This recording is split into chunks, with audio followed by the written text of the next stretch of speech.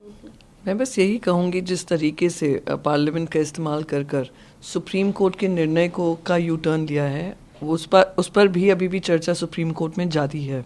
और पहले भी ये प्रस्ताव फेल हो चुका है, वापस से ये प्रस्ताव फेल होगा।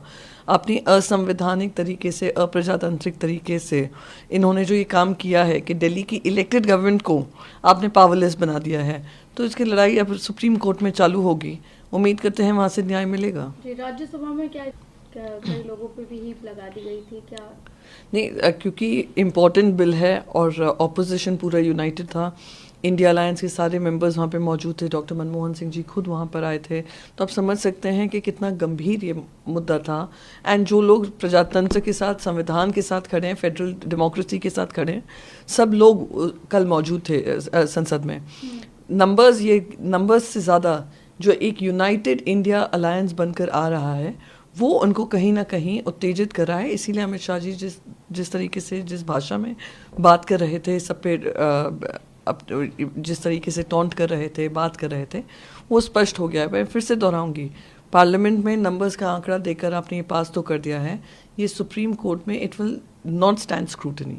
जी, इसके साथ ही राज्य से गया जिस तरीके से पीयूष गोयल के ऊपर अब अविश्वास प्रस्ताव लेकर आए हैं, ये विशेषाधिकार प्रस्ताव। जैसे मैंने कहा, इन सबको जो एक यूनाइटेड ऑपोजिशन, इंडिया अलायंस के सारे मेंबर्स, डॉक्टर मनमोहन सिंह जी से लेकर शिबू सोरेन जी खुद वहाँ पर आए थे, तो उसे स्पष्ट हो गया है कि इनके यहाँ पे भी एक हड़कंप मचा हुआ है, ये तिलमिलाए हुए हैं, इसलिए इस तरीके की भाषा का इस्तेमाल कर रहे हैं।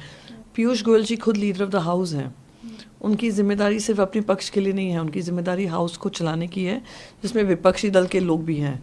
उनको देशद्रोही बोलना, इस तरीके की भाषा का इस्तेमाल करना, इनकी मैं कहती हूँ इनकी मानसिक संतुलन जो है इंडिया अलायंस को लेकर कहीं ना कहीं डगमगा गई है। जी, वही बीजेपी जो ये अविश्वास प्रस्ताव लाया गया है, ये इसलिए लाया गया है क्योंकि सोनिया गांधी जो हैं वो अपने बेटे को सेट करना चाहती हैं, दामाद को भेंट करना चाहती हैं। इस प्रस्ताव का आधार यही है। देखिए कितनी तिलमिलाहट होगी, कितनी खिस्यानपट है कि आप लोग नो कॉन्फिडेंस मोशन पे चर्चा नहीं कर रहे हैं, आप एक महिला पर इस तरीके का पर्सनल अटैक कर रहे हैं। वो महिला जिन्होंने अपनी काफ़ी पार्लियामेंट्री उनकी साल एक्सपीरियंस रहा है, एक्सपोजर रहा है, तो ये दुखद है इतने पर्सनल अटैक्स पे गिरना और दूसरों के ऊपर टीका टिप्पणी करना, रादर देन मुद्दों से भटक कर बात करना। आप नो कॉन्फिडेंस का जवाब दीजिए, आप उनके बेटे को सेट करिए, उनके दामाद को कर रही हैं, ये किस तरीके की भाषा हुई?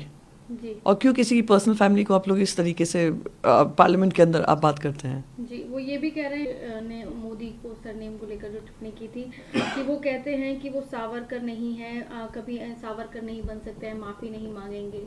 इस मुद्दे को भी उठाया गया। देखिए उन्होंने काफ़ी सारी चीज़ें, क्योंकि भाषण 15 मिनट मिले हुए हैं, कंटेंट आपके पास है नहीं, आप जनता के बीच में जाकर ये नहीं बता सकते हैं कि महंगाई कम हुई है कि नहीं, आप ये नहीं बता सकते हैं बेरोज़गारी कम हुई है कि नहीं, आप आज तक ये नहीं बता पाए 15 लाख जुमला जो दिया था कि 15 लाख सबके खातों में आएंगे, उसका कोई जवाबदेही नहीं।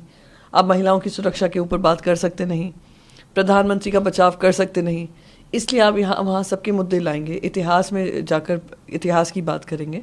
तो जो राहुल गांधी जी के केस को लेकर है, सुप्रीम कोर्ट ने उस पर निर्णय लिया है और सुप्रीम कोर्ट ने उस पर स्टे लगाया है। ये लोग ये झैप छुपा रहे हैं कि जिस तरीके से उनको हड़बड़ी में उनको डिस्क्वालीफाई किया, उनका घर उनसे खींचा गया, वो अब झैप छुपाने के लिए और सुप्रीम कोर्ट के वर्डिक्ट को छुपाने के लिए वो इस तरीके की भाषा का इस्तेमाल कर रहे हैं। प्रधानमंत्री विश्वास भरा हुआ है, इसलिए वो प्रस्ताव लेकर आए। प्रधानमंत्री विपक्ष में नहीं, देश में ही मोदी जी के खिलाफ अविश्वास है। मोदी जी ने 2014 से जो जो जनता को वादे किए, और मैं फिर से दोहराऊंगी, महंगाई को लेकर, अर्थव्यवस्था को लेकर, भ्रष्टाचार को लेकर, महिला सम्मान को लेकर, किसान धन निधि को लेकर, हर मापदंड में तो आप फेल हुए हैं। तो आज पूरी देश की जनता, भी तो हम अविश्वास प्रस्ताव लाए हैं 2024 में, ईवीएम के माध्यम से देश की जनता अविश्वास आपको पे घोषित कर कर आपको अपने आपसे की पद मुक्ति करेंगे एज अ प्राइम मिनिस्टर। जी, इसके साथ काउंसिल में क्यों नहीं बोल रहे हैं, मौन व्रत रखा हुआ है, क्यों चुप्पी नहीं तोड़ रहे हैं? तो इन सवाल वो पूछना चाहते हैं कि अभी तक मणिपुर को लेकर नहीं बात की उन्होंने, वहाँ के सीएम को बर्खास्त नहीं किया, 80 दिन क्यों लग गए बोलने में?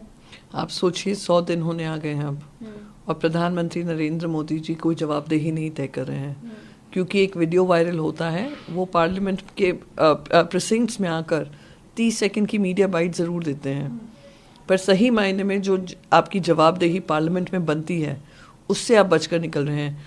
दुनिया की जहाँ भी डेमोक्रेसी है, डेमोक्रेटिक पार्लियामेंट्स हैं, प्राइम मिनिस्टर उस पार्लियामेंट में एड्रेस करते हैं, पार्लियामेंट को आंसरेबल होते हैं।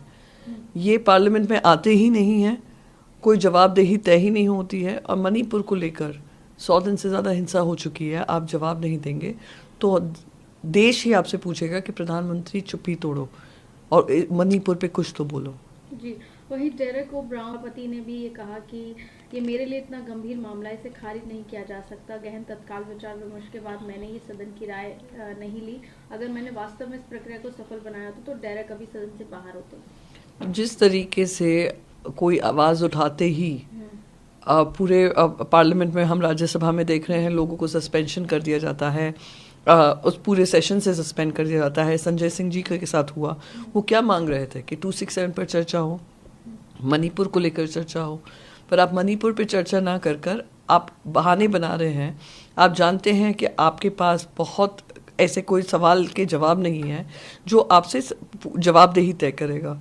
तो ये डेरेक ओब्रायन भी आज क्या कह रहे थे, वो यही कह रहे थे कि इस पर चर्चा हो, और उसकी वजह से सस्पेंशन की बात करने लगे। तो कहीं ना कहीं पार्लियामेंट की जो गरिमा है सिर्फ विपक्ष की जिम्मेदारी नहीं है, पार्लियामेंट की गरिमा सत्ता पक्ष की भी जिम्मेदारी है, उस चेयर की भी जिम्मेदारी।